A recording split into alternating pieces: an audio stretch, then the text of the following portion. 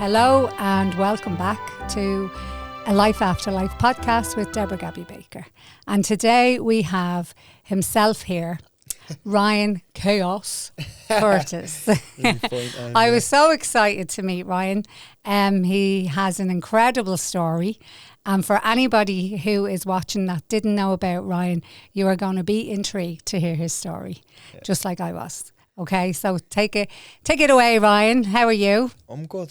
How are you? I'm good, yeah. Yeah, no, I'm looking forward to chatting. Yeah. Carly was on to me and Yeah. loved you as our episode. You know, Carly's great. She was on my podcast. Carly, yeah, my old she's- pal. yeah, she's she's a nut great, job. yeah. She's like a younger version of myself, a bit mental. Yeah, she's great. I just love her because she's so authentic, do you know what I mean? She Doesn't give is a crap. just like what you see is what you get, right? You know what I mean? Yeah, So, we'll have to tag her now. yeah. She'll charge me a $5 for yeah, this. yeah. Type of you. Yeah.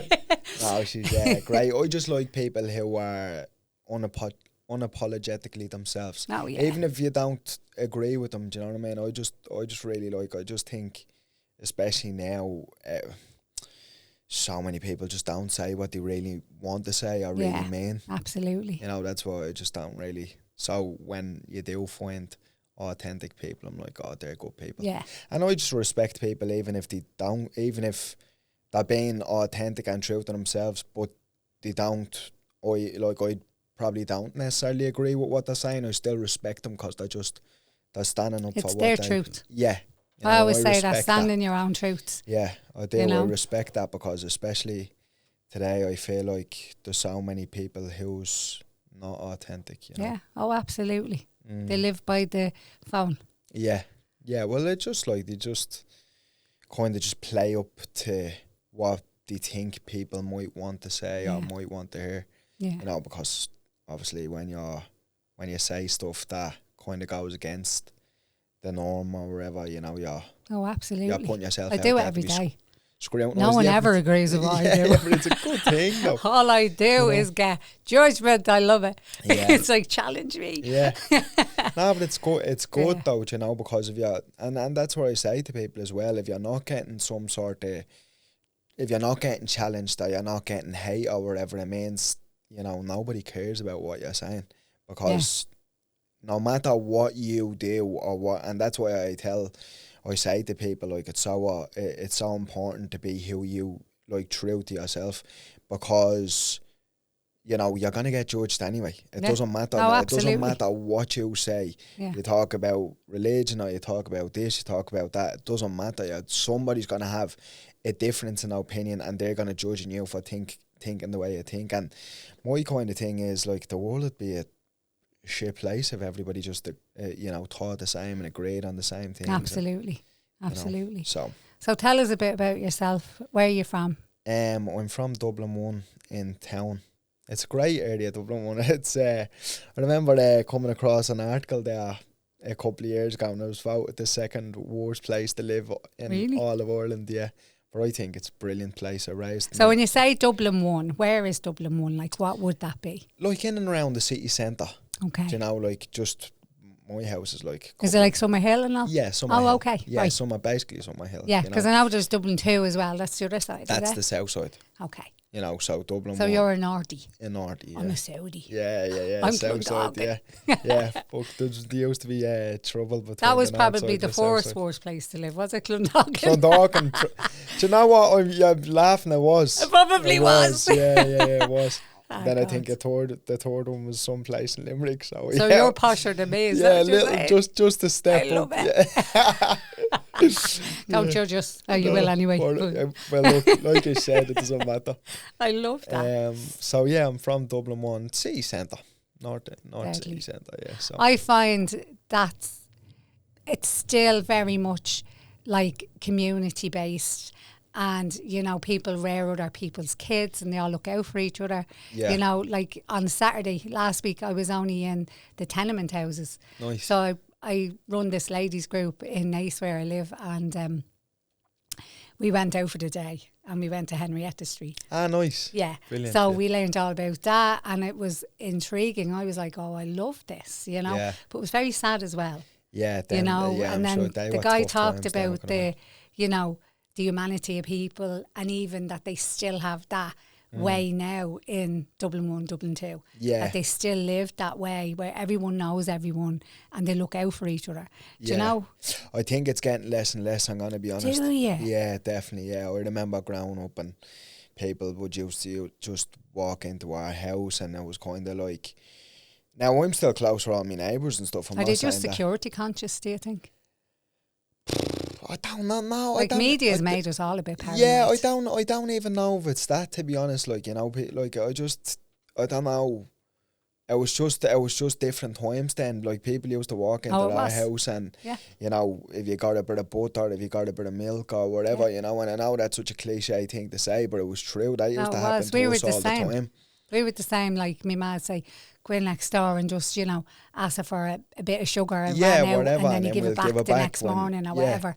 Like, I would never do that to my neighbours. I'd actually just go it out. I wouldn't ask them, but I'd have no problem with them asking me because that's how I was raised. Yeah. But it is different, isn't it, nowadays? It's definitely different. I don't know what it is, to be honest. But it's, even the sense of community, it's not like it used to be.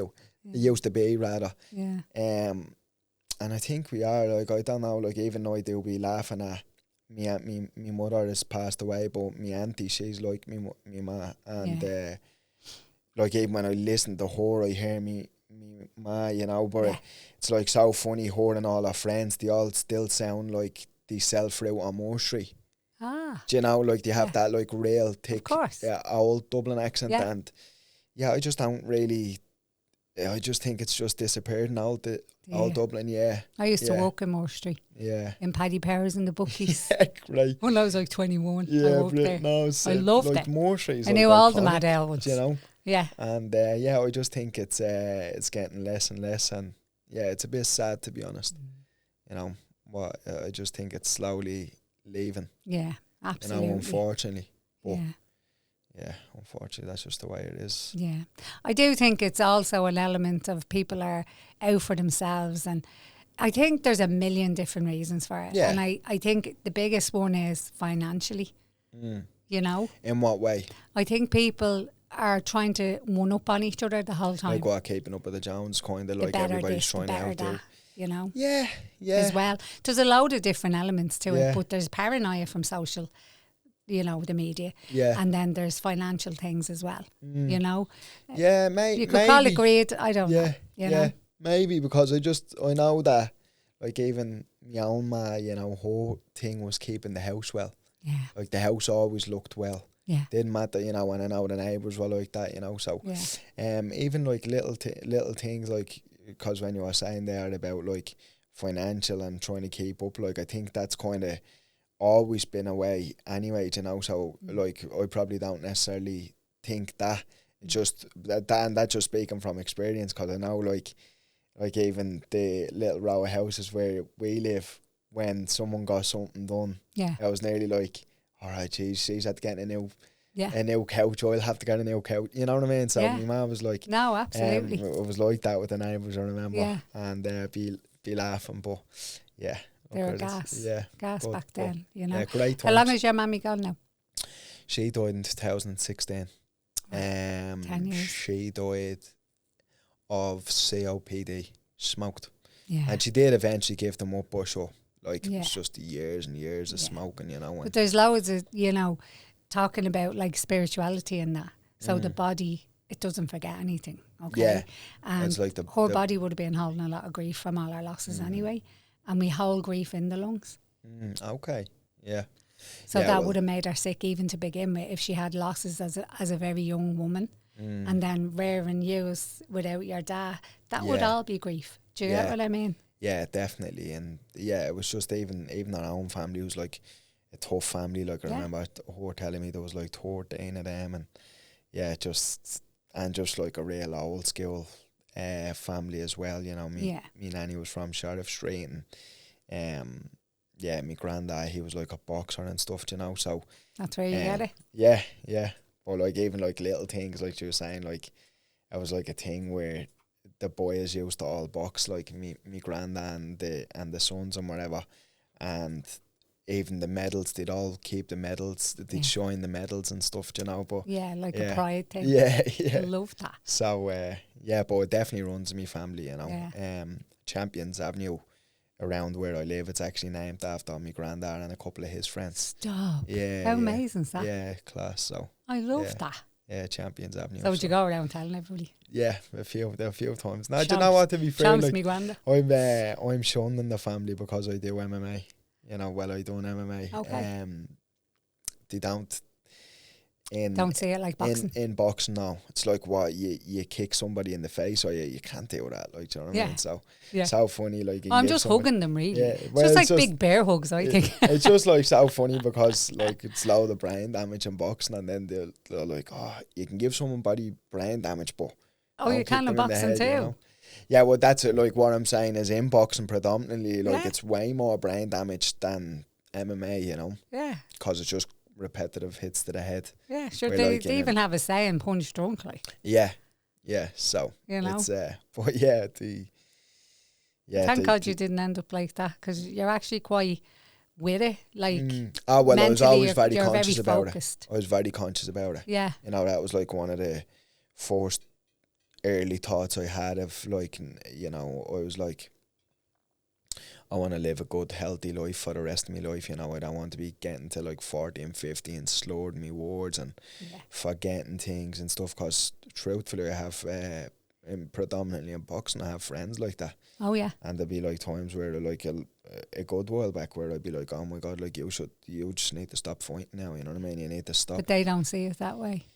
It's difficult to a point, you know. It's because it's just all you're ever known, you know. Yeah, and so your bread and butter as well. Yeah, it's just when you're even me now, like, you know, it's like what 2 and a bit years since I last fought, and it's hard. Yeah. You know, because like that's who I was for.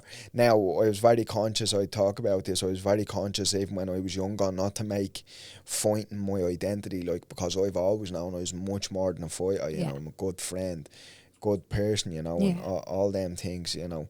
So I was very conscious about this is all going to end one day regardless, like even if I never broke my neck, it was going to end one day because I had to retire. As with age. Yeah, it's just like natural. Footballers, you know. Yes, it's like any sport, you know, it's coming. Yeah. So like, you know, I made that decision that not to wrap my identity in just being a fighter, but still difficult to do something for so much of your life and just be like so tunnel visioned on that one thing, and then the next thing you know, then you're just not doing it anymore.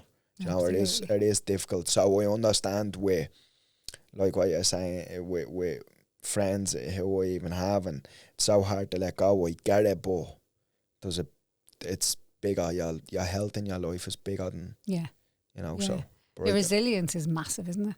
Sorry, your resilience. It's important. Like, you know, resilience. I think you might have came out of the womb fighting. Probably, yeah. I remember. To be honest, I Did your ma say that? I just remember being stubborn from when I was really young. Yeah. You know, I always wanted to do my things my way. Yeah. And what's your star sign? I've no idea. Stop that. When were you born? What date? The 18th of April. So you are an Aries. Right, okay. All right. Yeah. So it's the ram. Right, okay. Yeah. Think about it. Well, yeah, that's why they have this. Yeah, probably, yeah. Yeah, the star signs. You should look into it. Yeah. I never really did look into it, to be honest, but I know some people are big on them, you know. They're like an Easter baby. And they're quite accurate, aren't they? Oh, yeah. The star signs, yeah. Absolutely, they are. But it's actually, I find that all very fascinating. So, like, if you were to even put in your full date of birth and look at, you know, like, also the Chinese calendar, you'd be like, wow. And then even put your partners in, and it shows your compatibility, and then your children, and like, it's just mad. Yeah, because you're like, that is mad. Insane. There's something to do later. Yeah. I remember the Chinese. I remember getting one of them calendars years ago. Yeah, I had with your takeaway. It was with your takeaway. I swear to God, yeah.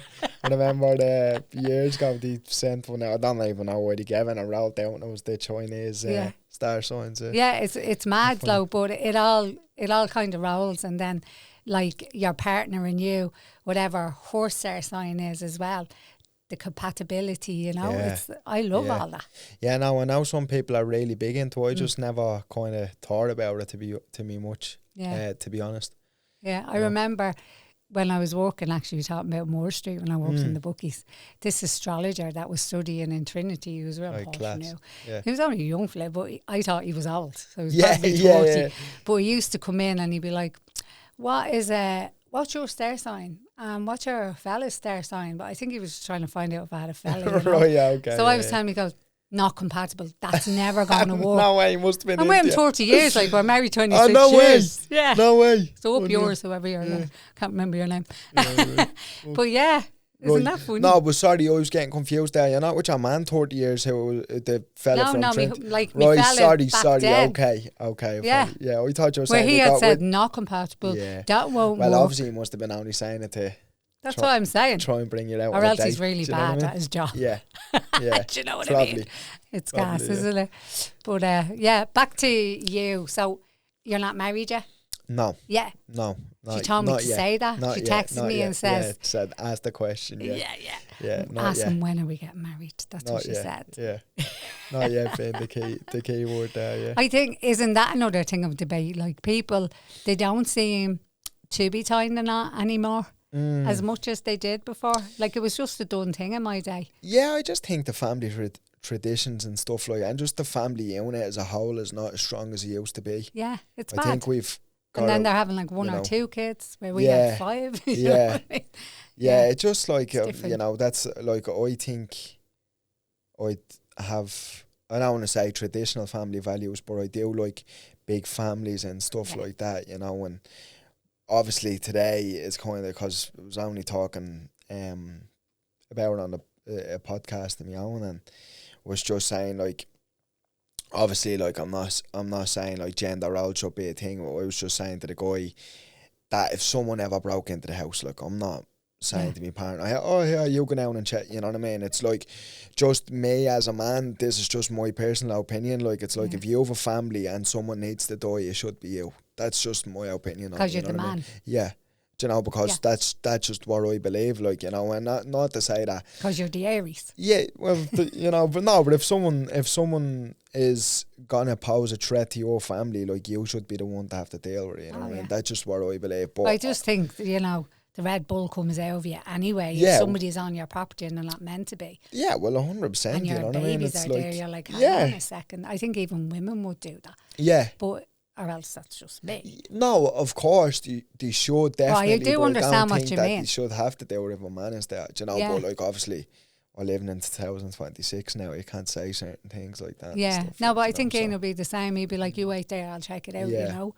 That's just fellas. Yeah. You know? Yeah. But so, like, obviously, as time's going on, it's kind of seems that that's the wrong way of thinking, do you know what I mean? Which I'm like, everybody's entitled to their opinion, you know, but I definitely think, getting back to what I was saying, I definitely think, like, traditional family values are getting less and less. There's people having less kids. You know, even like, I wouldn't be the most religious person in the world, you know, but like, I just even noticed that's getting less and less now. Yeah. You know? Do you think so? I don't know if it's just because I would be religious that I'm noticing more online with my algorithms, younger people getting back into being religious. Yeah, and that's that's a good thing, but I think sometimes it's because I just think certain thing comes in trends. Yeah. And when certain people of influence go, oh no, like, you know, thank the Lord. I do notice there's a lot of influencers that are recovering and now they've found God. Which, yeah, but I'm all for that. And I think a lot of younger people now are going, well, if they are, they're doing well, I'm going to. Which is a good thing, I believe, because I think... Well, it's having a faith in something where they had faith in nothing. Well, I just think, like, you know, it's good to believe in something. Like I said, like, it's not even like I'm the most religious person in the world, but I do believe in something. Like, you know, I go to church the odd time. I don't do it as much as I should. Yeah, I do. Don't. Yeah, and I know some people... I would have great faith. Yeah, no, but and I was literally only speaking to somebody about it the other day. He was telling me that, like, he's really religious, but he just doesn't go to church. Yeah. And I think that's okay, because why do you know, as long as you're serving something, I don't think it's like it should diminish what you believe in just because you don't go to a certain place. Yeah, absolutely. You know? Like that place is here. Yeah. And that place is in your home. And exactly. It's in your children. And, it's in, isn't it? Yeah. Do you know what I mean? I think now religion is how you live. It doesn't matter what your religion is. Yes. It's just once you do good by people. Well, I just try to live. My whole ethos in life is do unto others as you would have done unto you. And that's just the biggest thing. I love that. You sound like JC. Me best me. Right, okay. That's Jesus Christ. Right, okay. JC. Right, JC. I was like, who's JC? But it's the truth. Yeah. You know, it really is, just be a good person. It doesn't cost much to be a good person. No, it doesn't. And that's what it is as well. I think, especially today and in social media, with social media predominantly, it's more important to be seen as a good person than it actually is to be a good person. That's what I mean, on their phone. Yeah, and I just don't agree with that. Like, I've done loads of stuff and I'm not even like, oh yeah, Jesus, give him. Well, you never go like me. I've watched your stuff and I'm like, oh my God, I love this fella. Like, he's going to have everybody wrecking his head now. Like, you're just like, nobody gives a fuck about you. Nobody cares. But I'd say I love him. Yeah, because it's important to be out straight out, Yeah. Like, it is. And that's why, like, when I say, like, even things like that, like, what you see with me is what you get, because my whole thing is, why would I ever try be another version of myself and then people don't really like me, who I am? They just like the version that I present to them. Do you know? Absolutely. And I'm just like, I'm not for that. I'm like, and that's why I always say, like, you either really like me or you hate me, because, like, I am very opinionated and I do say it the way, but I say it the way I want to say it. I don't really care what anybody else thinks of me, do you know what I mean? And I know that's such a thing. That's a lie, because I care what the people... Well, you care what your partner and your kids and your family I care who the people who I love and respect. Yeah. I care what they think of me, but, like... That's just being real, like. Yeah, no, I know, but it's so weird today, like, that it's nearly almost the opposite, and a lot, like, they actually don't care. Oh, absolutely. What people in the home think about them, but they care what strangers on the internet think about them, and I'm like, they know nothing about you. But I even see, with some people, that I would get more. I don't know how to put this. So you've touched on this, and it actually made me think that some people I would be like family with or close with would give more support to other people on the internet than my work or my podcast. Yeah. Oh, like I'd say to them, did you listen? Yeah. No. Yeah. But they'd listen to someone else's. Yeah, but like it's like I'm I don't take offence. I never take offence. But it was something I heard you talk about. I went, actually, them bastards. I know, but it's like with like that's what I do talk about. Like with like I have certain family members, and I just deal with them because they're family. Like the people who I situate myself with outside the family, I only want them in my life because I choose them. Do you know what I mean? And I can guarantee you, they're all really, really supportive of me. Has your accident made you who you are today, as in that way of thinking? Yeah. Because you saw the real in people? No, I've kind of... It's nothing to do with that? It's definitely had a bigger impact, like, do you know what I mean? Just like, you know... Did that open your eyes to who was there in your hard times? Yeah, well, like, 100%. I'm a firm believer, everything that we do, even if it's a mistake, everything that's done onto us is a lesson. It's all a lesson, but what it is so many people get bitter and resentful of the bad things that are happening to them instead of going... But that comes with age, you're copping onto that and going, actually... Yeah, well, it was I had to learn from that. Yeah, because what I say to people is, like, life is the best teacher. Yeah. Like, I've had people where I've saying to them for the longest time, you need to stop doing that, or you need to stop this, that, and they just never listen. No. And then something happens in life, and then it's like, oh, shit. But great, because, you know, one thing about me was, thankfully, like, I've always had the ability, I don't know why, but I've always had the ability to listen to people who was older than me and go, with their stuff together. Yeah. Do you know what I mean? I wouldn't just because you're older than me, I wouldn't just go. No. People who's older than me and have their stuff together, I would have been like, oh, well, you seem like you have it together, you have a good life, you're telling me, and you've been playing this game of life longer than I've probably even been alive. So why would I not listen to you? Yeah. Do you know? So that's like I was able to avoid a lot of pitfalls in my life by listening to people and just by like kind of saying to myself, and I've always said this, I know enough that I know fuck all. You know what I mean? And I don't ever pretend that I know everything, you know. I like to say that like I have a white belt mentality towards life, you know. It's like goes back to the fighting thing, but I like that. It's like a white belt, you know what I mean? You should do, it's good. Yeah. I'm probably on yellow at this stage because I've been around the block a bit. Yeah, well, you'd probably go blue. Right. Yellow is well, it depends on what system you're going. If you're doing jiu-jitsu, you would go white, blue, purple, brown, and then black. All right, and black, you're the other man. Well, black, I'm probably going to be dead at that stage. So yeah. I will look at it. I'm sure you're not too far away from black now, to be honest. You cheeky fuck. No, yeah, good. Do you hear that? Is he saying I'm old? No, I'm not saying you're old. I'm saying you're very knowledgeable. That's what I'm saying. Yeah, well, you come across that way. That's my husband. He says she hasn't a clue how to cook. So until she learns how to cook... Boom, mortar. I'm all like slaggings in my house. They all slag me. That's great though. Yeah, it's like Gabby and people are like, you know, respect, and then it's like ma, and it's like sure ma. Yeah. Do you know what I mean? But I love that, you know, even with me. They all keep me grounded. Yeah, it's important, but it's important to just have that band on. I think that's like a real Irish thing as well. Or I don't know if it's like just a kind of... Yeah, I think it is an Irish thing, because I remember even playing in California. I was over there and was having a buzz off all them. Went over to a fighters gym and whatever, and I was slagging all them, and they were all like so offended. They were like, you're only in this gym a couple of days. Like, how do you know what I mean? And I'm like, no, I'm only buzzing off you, Matty. But you just don't get it. You know what I mean? It's nearly like that's the way you bond in Ireland, but like other cultures just don't get that. Yeah, you know, the slagging and stuff, like where even I do like joke, obviously we're talking about tardance and stuff off camera, and like it's like that's all, we just buzz off each other when we're around. Yeah, tardance good. Can you tell him that my nephew ate 10 Weetabix in a bowl? Weetabix. Did you see him?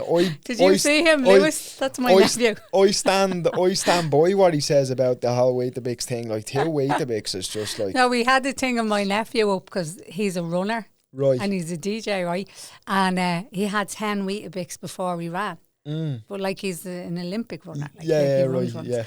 And so you can tell him that's my nephew. Like, you should get him on his podcast. Yeah, 100%. Lewis is a nut job. They'd love him. Yeah, brilliant.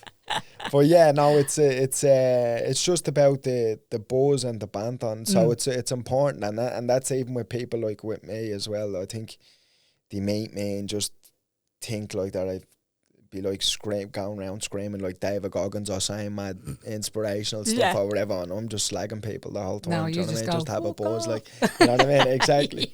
So it's that's mad. So the other side of things is when all that happened to you, all right? Because I had a little thing in my head. When that happened, did you have any like near-death experience or see anything? Because you know I'm all about like the life and the afterlife. Yeah. And I was kind of wondering, did that ever affect you? As in when if they put you into an induced coma or anything. Yeah. Did you see it? No, I didn't, because I don't think I went that far. Now, I thought I was going to go that far, to be honest. When I broke my neck, I lost the ability to breathe. Like, I didn't fully lose it, but I was getting there.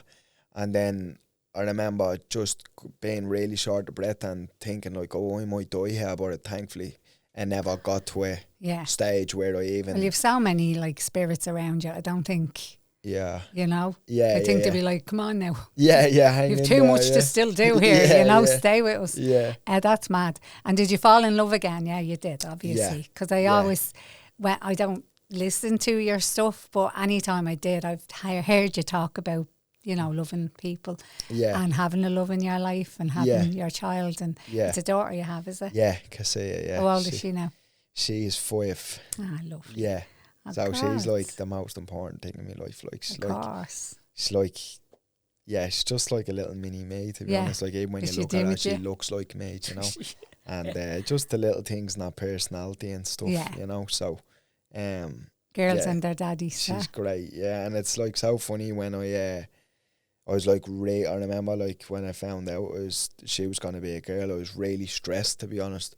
So I was like, That happens to a lot of fellas, believe it or not. Because my thought process was, right, now this is probably a bit mad. How will I protect But her? I was, but even more than that, I was kind of like, right, here's the plan. I'm going to have a boy. I'm going to teach the boy how to fight.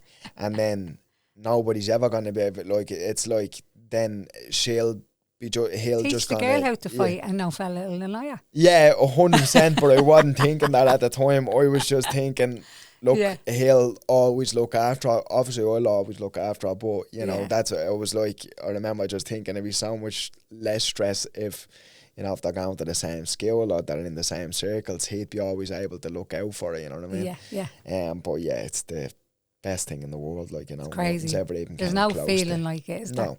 And it's unexplainable as well. Like, you know, I don't really think that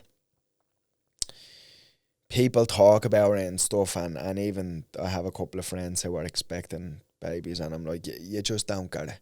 No. You know, you just don't, and you never will till you have them in your arms, you know.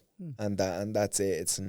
It's a really unexplainable feeling when you just see your child being born. It's like this feeling comes over you and stuff. Yeah. You know. It must have been like weird for her seeing daddy in a bed for a good while, was it? Yeah, I'm sure, but I just don't Does think she even fully remember? Yeah, She I'm would have been sure, only I'm about sure 2 or she 3, does, was she? but she probably just didn't understand the magnitude of the situation. Yeah. Like, she used to feed me drinks and all when I couldn't move, you know. Yeah. So she used to lift the little drinks up and give me the straw and stuff, and you know. So yeah, she was part of that recovery. Yeah, A big part. yeah. She was like the biggest reason. Mentally, you know, she was the recovery. Yeah, even the days that, like, 'cause there was just so many days where I just was just depressed and just didn't want to get out of bed. Very cranky. Not really, to be honest. I wasn't really, like, you know. I think I'd be cranky. Well, you know, it's if my just legs wouldn't. Yeah, no, and I seen that a lot, you know. People not even cranky. I seen bitterness being a lot of people, and understandably so. Do you know, like, you know, you've had your whole life stripped away from you, and I just think I just understood that wasn't going to serve me. Like, not only was I not bitter, like, the nurses, they used to come in to me and was like, look, you really need to stop laughing and stop talking and whatever else, because your lungs need a chance to repair. You know, and you just won't. You have all these people in your room and you just won't stop talking. And I was like, oh yeah, I know, but it helped me get through the days. You're like, though, oh you know yeah, what I but mean? you don't realise all my mates are like comedians. Yeah, and it's just great times. You know, yeah. Like, that's what I do. I always say, like, some of the very best times in my life were spent in the hospital with my friends and the people who I loved, because it was just so many uninterrupted periods of times where people wasn't on the phone. Conversations you'd never have, because you don't have time to sit for 3 hours with somebody. Yeah, it was just it was brilliant. Like, you know. So you'll never forget that. As mad as that sounds, you know, but it was great times. You know, something really weird, and you're probably going to go, this one is cool. But the very first time I heard you talk about your accident and what happened, my take on it when I was looking, I was like, oh my God, that saved his life. In what way? Because I think had that not have happened, that something else might have happened worse to you. Yeah, probably, yeah. Like as if it saved you from a worse thing happening to you. Yeah, probably. Like in an actual fight. Yeah. That, well, you know, that's definitely... Like my guides gave me that information. Yeah. It was like a download I got. Yeah. Because at first I was like, that poor fella, oh my God. And they said, no, he's been saved. Yeah. Well, like, look at, there's a poor young guy still in a coma. Yeah. From about, I believe it was 3 weeks ago now, touching a month. Yeah. And young boxer Lee Reeves, and his opponent is getting married to my niece. Gary. Yeah, Gary's a good friend of mine. But look at it, like So it's... Danielle is my niece. Danielle Right, Baker. okay, I think of her It's at such one a time. small world. Yeah, crazy. Now I But just Gary- sound like I'm related to everyone. Yeah, I know, so everybody's cousins. Yeah. But at the end of the day, like, Gary was in there doing a job, and Exactly. you know, and that's what I say to people as well. Like, that's why sometimes, like, it kind of frustrates me for people to glorify fighting, and not even glorify it. That's probably the wrong word, but it's definitely not a sport. You know, people want to talk about it like it's a sport. It's not. You know, at the end of the day, he's in there to take away some of your health, and you're in there trying to do the same to him. And that's, if you choose to do that, that's okay. Mm-hmm. But it's not a sport. Mm-hmm. You know what I mean? And that's even like, you know, I would not take it personal. I would never take it personal, but I would never be friends with somebody before a fight. Like, I'd be just like, fuck you. You know what I mean? And that's the truth. Like, you're in here. The way I describe it is, you're in here to separate me from consciousness in front of everybody who I love. Yeah. And I'm not going to let that happen. Do you know what I mean? And that's it, you know. But people glorify it, and, you know, they say it's a sport. It's not, like, you know, the players got that young fella wakes up. But that's what, even whether you want to believe it or not, that's what you sign yourself up for every time you're going in there. Yeah. And you know? Anyone that does take to the ring or the octagon, is that what they call it? Yeah, the octagon, that is a mentality they have, because they're trained to have that mentality by their coach, not just to fight. It's also the mental aspect of it's kill or be killed on some, you know. But that's the way it is, because it should only be that way. And if you look, just my opinion is, and something that, like, I know people who are like good competitors and stuff, you know, they actually don't have that killer in them. Like, I know people like that who fight and they're really successful at fighting. I just believe that you just need to have that killer in you, you know what I mean? Because someone's in there. There's fear, you're gone. Yeah, you can't have like, fear. Well, even, you know, you have to believe, like, you have to convince yourself so much that you're the best fighter in the world. Like, that's it. And you know, you need to be, you really need to be delusional about it, because you have no right to think that you're the best fighter in the world when you, like, what I'm trying to say is, very early on, I believed I was the best fighter in the world. When I was very early, you have to have the ego. If you don't do it. At the end of the day, I had no business even thinking like that. Because you were shit back then. Yeah. Okay. But you need that mindset. Of course you do. You need to have that, because you will never break through. Like, and like you're saying, for anything, whether that's life, business, whatever.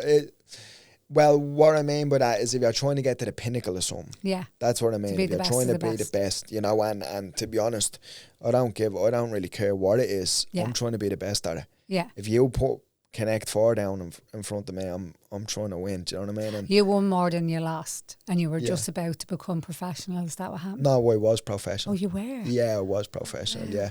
So I was like fighting for some really world class shows. I was trying to get to the UFC, but I was like fighting on, like, I suppose the show just underneath the UFC at that time would have been Bellator. I was fighting for Bellator at that time. Yeah. So I've heard about it. I was just there, you know. Well, then that's okay. So do you remember I was saying about a download? So what they were giving me was the next level you were going to, which I just assumed was professional. Yes. That something might happen to you. Yeah. So it might have been the UFC was not meant for you. Yeah. Yeah. And that's it. Some things just aren't meant for you. Yeah. You know, that's just life. And look, like I talked before about the burnt toast theory. And that's when something holds you up in life. And at the time it might sound like, oh my God, I need to do this right now. But something keeps getting in the way. Yeah. It's for your betterment. Yeah. And so I do believe in that. Even you getting back to where you once were and fighting again, which I do see you would be well able for, believe it or not. Yeah. This is just your burnt toast theory that you're sitting in at the moment. Probably easier ways for it to happen though, and I probably could have just ripped me knee in half or something. But this is something that had to happen for you because you're so determined. Yeah. Had it been just a ripped knee, you'd still go on it. Yeah. And that's it, you know. Do you know what I mean? I completely know what you mean, because I've thought about this throughout my life as well, because I don't know if it's God or whoever, but, like, you know, there's so many opportunities for me to give up. Yeah. And I just never did. Do you know what I mean? And it was like just, you know, probably to the outside world, he probably wouldn't know the details in my life and stuff from the close people, obviously, now. Yeah. You know, but there was just so many opportunities for me to just stop fighting where, like, probably 99% of the world would have just stopped, but I was, like, just so headstrong and determined to going, no, I'm at this, because, you know, I'm like a real person. If I start something, I'm like, Aries. well, probably Look into is. it. Yeah. Stubborn shit. It probably is, yeah. But I do, I also pick up your daddy with you, if it's okay for me to talk about that. Yeah. I'm not sure how old you were when you lost him, but what I do pick up is him pushing you to be that determined person because he gave up on life.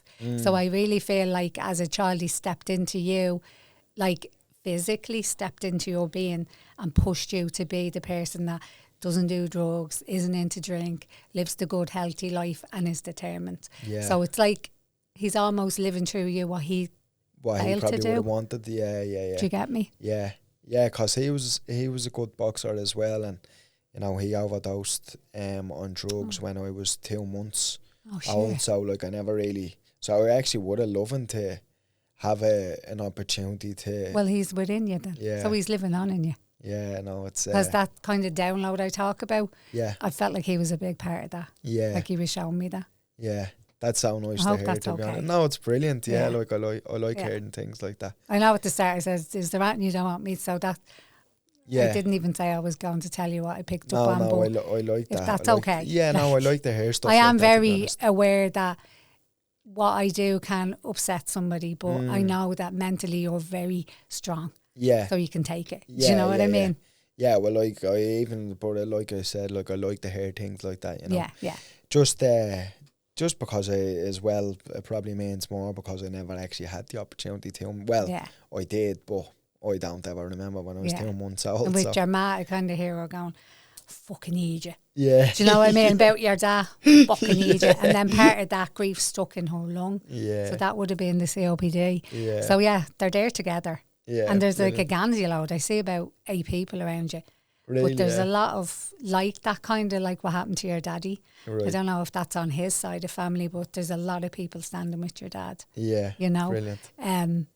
It's mad though. I think in the 80s, the 70s, the 80s, all that heroin and all came into the inner city. So maybe it just caught up with your daddy's family at the time or something, you know? Yeah. It was horrible. I think it was like an epidemic time. At that time. Do you know? Yeah, absolutely. Yeah, awful. Really an awful epidemic, but life is life, I suppose, life is unfortunately. Life. But I'm glad you have your auntie. Yeah. I'm sure your mammy is so proud of you, you know, and proud of her for minding you as she did. Yeah, no. But even as a man today, we all need people looking out for us. Oh, yeah, you 100%. You're always her baby. Yeah, no, that's it. And you know, she used to call me the shakings of the bag because there was a few of us, you know, and she always used to say, that's what she's called, their dad. Yeah. I've heard that saying.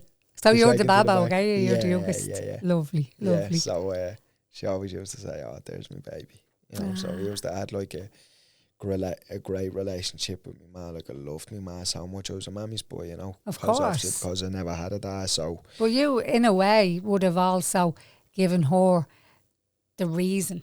Yeah. Like the way your daughter gave you the reason. Yeah. You know, you were your ma's reason, even though she had doorsteps. Yeah. You really were. Yeah, no, she was. Like being a newborn baby and losing, you know, the love of your life that way, even though she calls him a fucking idiot. Like, yeah. Do you know what I mean? Yeah, great.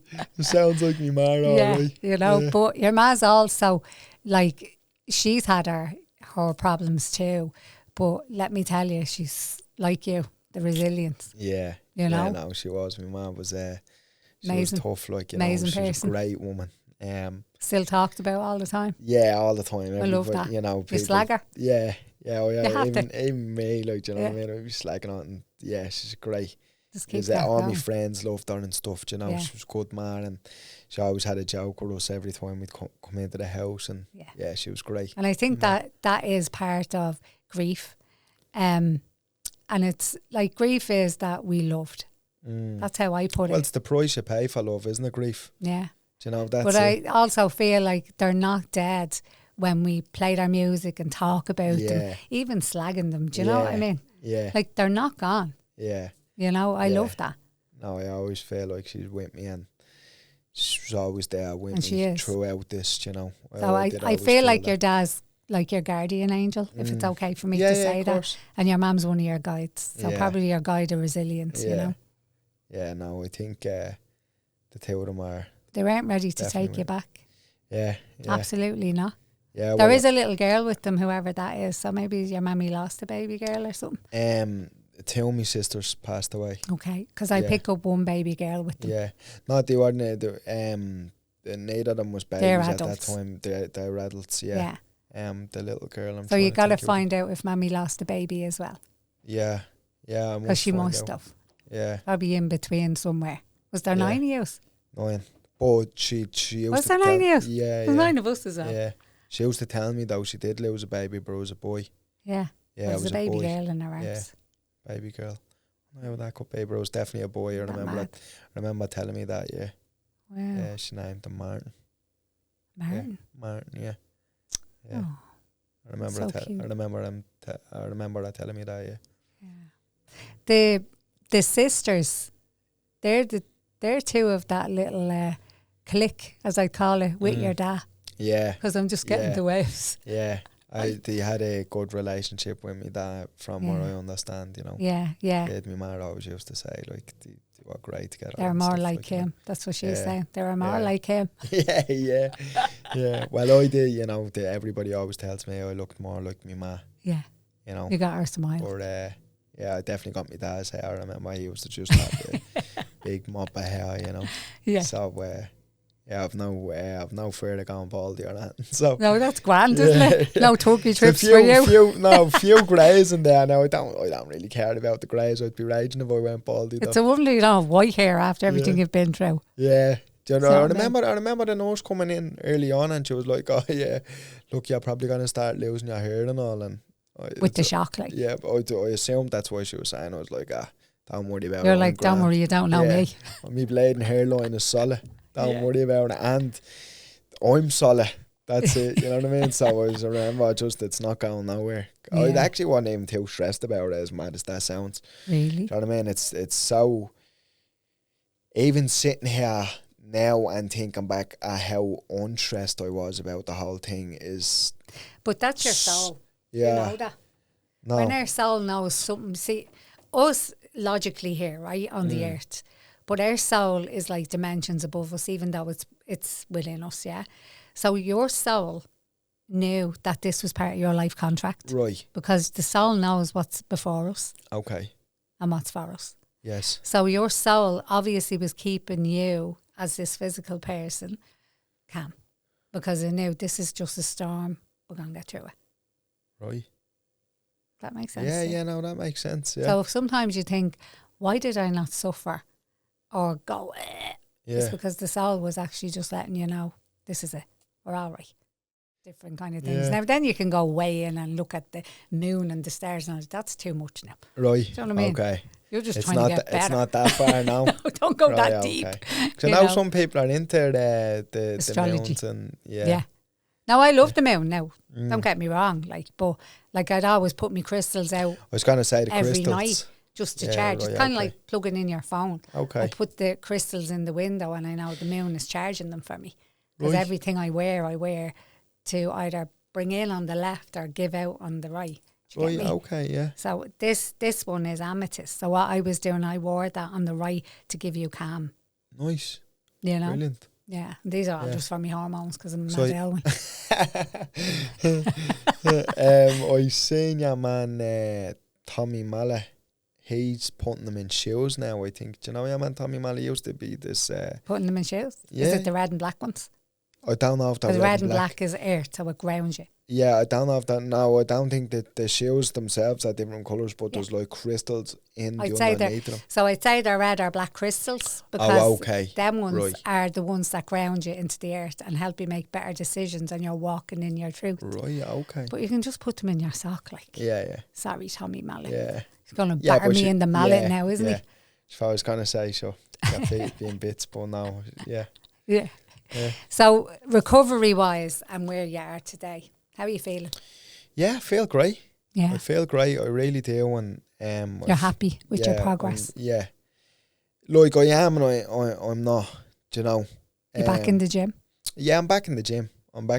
But you're like fighting? It's like sometimes like when I'm trying to do certain things, like it's difficult for me. And then I'm like, fuck me, like how is just doing this thing, like, do you know what I mean? Like, say, just remember, burn toast. Yeah, well, it's kind of like I just kind of have to take the good with the bad as well, because, you know, like I need to realise that I was a vegetable, and, you know, I still speak to so many people who are still in that condition, and it's very difficult to just even. Sometimes it's just like even difficult to talk about it, because I know how difficult it was for my life, and then I have people who I consider friends and they still need 24-hour care, and I'm in the gym doing 2 sessions a day, and sometimes I'm getting kind of annoyed with myself because I'm not doing X, Y and Z like I used to be able to do it. But then I also bring myself back down to earth and go like, there was like somebody feeding you not long ago, somebody showering you. Do you know what I'm saying? That's recovery guilt as well. Yeah. And you know, it's survivor guilt in a way, in a different way. Did you have therapy and stuff for the head? No, not really, to be honest, because you're just so mind strong. No, I don't even think it was that. I just think it was like they gave me 1 or 2 sessions, but I just didn't really feel like it was any use. I just felt like they were just more getting me to just tell them a story as opposed to just giving That's what it is. It's for people that aren't talkers. Yeah, but I'm a talker. So like, you know, I was nearly, when they were giving me the sessions and whatever in the hospital, I nearly wanted them to give me kind of techniques or methods or advice, should I'm not able to. Yeah, but like they were literally just, oh yeah, that's interesting, yeah. And it's like, you hear that's interesting once like, more. Yeah, but it's like, sure, anybody could play and sit there and listen to me story. Well, you have the whole world listening to you. You get free therapy by doing your podcast. Yeah, but that's what I'm saying. It's kind of not like therapy for me, because I'm so open about speaking about it anyway, and just about my life in general. Or if I was going through a bad time, like I would just speak to people about it. Like, you know, I'm not kind of somebody who holds something. Now, obviously, me close people, I'm not just gonna go to a random person and go, oh yeah, blah blah blah. You know what I mean? But that was not never. I think like when my ma died, and I got more mature and stuff, that's when I started kind of being like more emotional. Like, I remember when I was like a kid, like I wasn't really emotional at all, to be honest. Like, I don't want to say I was stoned, but I didn't really ever used to get emotional, and it wasn't until my ma passed away that, I don't know, it was just something just came over me when she passed. I don't know if it was because I was maturing as a man, and I was starting to get more emotionally intelligent at that time. But it's, in terms of therapy, like, it was just kind of useless for me, because maybe it does work for other people because they don't talk about how they feel. So then when they do talk about how they feel, it's like, oh, fuck, like, this actually feels great. And it solves a lot for them. But because I was so open about talking about it and just other problems and whatever, I was nearly more looking for like techniques and methods how to deal with the feelings or whatever, you know, not just talking. So your technique ended up being your MMA. Yeah, you definitely. Know? Maybe that brought it out in you. Yeah, well, you were repressing a lot of stuff you were seeing as a child, and that made you stony because you're protecting your ma, you know, as a little pal. Yeah. So I'd say just that, you know, I'm becoming a man. Everything would have came to the definitely, surface. like, you know, definitely when I felt shit, when I went to the gym, I would feel better. Yeah. You know, because it's coming out. Yeah, and it was just, but that was that's why, like, I suppose, when I was lying in the bed, when I couldn't move anything, that was really difficult for me because I hadn't got that release. You're back in your head. Do you know, So it was like, you know, which is, I suppose, is kind of a good thing. Yeah. It was a good thing to go through because I had to confront a lot of stuff that I probably wasn't confronting, because every time it would come to my mind subconsciously or whatever, I would just go to the gym. Yeah. Do you know? Absolutely. And then that was nearly like, because bear in mind, like, yeah, there's drink and drugs and all this kind of, you know, gambling, whatever it may be, you know, they're all bad, I would deem kind of bad, it kind of escapes. Yeah. But there's also, you know, going to the gym is an escape as well. It Oh, might absolutely. be a bit of a better one, yeah, but it's a different addiction. It's still a distraction from what you probably should be confronting. Yeah. Do you know what I mean? Yeah. So, yeah, it's like I just had healthier distractions, I would say, but it's not necessarily always a good thing. You know, sometimes you just do need to sit with yourself and confront whatever is going on in your mind, you know. I think you're amazing. No, thanks so much, Gabby. I I appreciate know that. your man and dad are very, very proud of you. Yeah, thanks so much. That means so much. Even the story about my dad and stuff, that. They are very Yeah. proud of you, you know. Yeah. So, you going to get back fighting? Do you know what? Would you love to? From a selfish point of view, I'd absolutely love to. I would. But the analogy that I always give is, I would feel like a smoker after getting a new set of lungs and then just going back smoking, because so many people have helped me get to this point, and I would just feel like I'd be just throwing it back in everybody's face if I'd done it. You know, and so many, even kind of people who I've spoke to about it, be like, nah, just do what's right for you. But I just would feel like that way, you know. And I just think as well with people, like, because I'm trying to help more people now, and I kind of tell my story, and, you know, just It's brought you to a talk different about path. Yeah. And I think I see you fighting, but maybe it's not in a way I see it. It could be just like, but I know that happened to you in sparring. It wasn't even, yeah, was it wasn't even a fight. So maybe it's just kind of like training. You'd be doing it. Yeah, in well, that way. I still train anyway, and, you know, I still kind of, I would be. Just say to them, don't hit me hard. Yeah. No, it's I don't know. I think the path I'm on now, I can help way more people than I can from mentally fighting. Yeah. You know.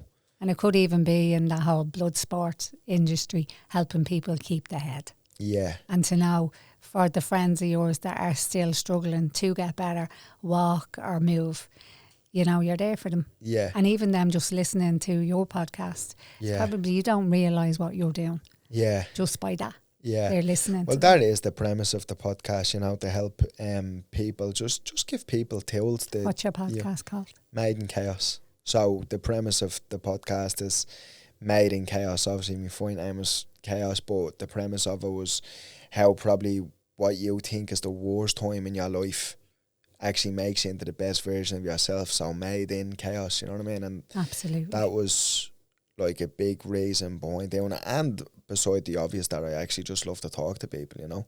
That's like obvious. We've all had chaos in different levels. It's just how people perceive. Well, nobody is immune to it. That's what I'm saying. Like, it doesn't, like, because I remember kind of after somebody was like, oh, you should do like a fighting podcast or sports or something like that. And kind of the analogy that I used was having a sports podcast or like a fighting podcast is having, I don't know, like you're in a pigeonhole. A long black leather jacket. Yeah. It's just for an example, do you know what I mean? Obviously an extreme example, everybody be blading, picturing people in the Matrix or whatever. Yeah. But I was like saying, I want to do a podcast that's like a white t-shirt. What can I do that everybody in the world goes through, and everybody in the world goes through adversity? Yeah. Like nobody in the world is immune to hard times. Yeah. That's it. It doesn't matter if you have all the money in the world. It doesn't matter if you have no money. It's like everybody. It doesn't matter who you are. Every single person in this world has gone through hard times. In different ways, you know? So it's getting people on to, you know, give tools and just help people just live their life better. Yeah. Well, fair play to you. Yeah. Well, you caught my attention. The witch. Yeah, I appreciate it. Thanks so much. So thanks very much for coming on. I enjoyed having you and chatting to you. Thanks so much, Gabby. How old are you, Ryan? 32.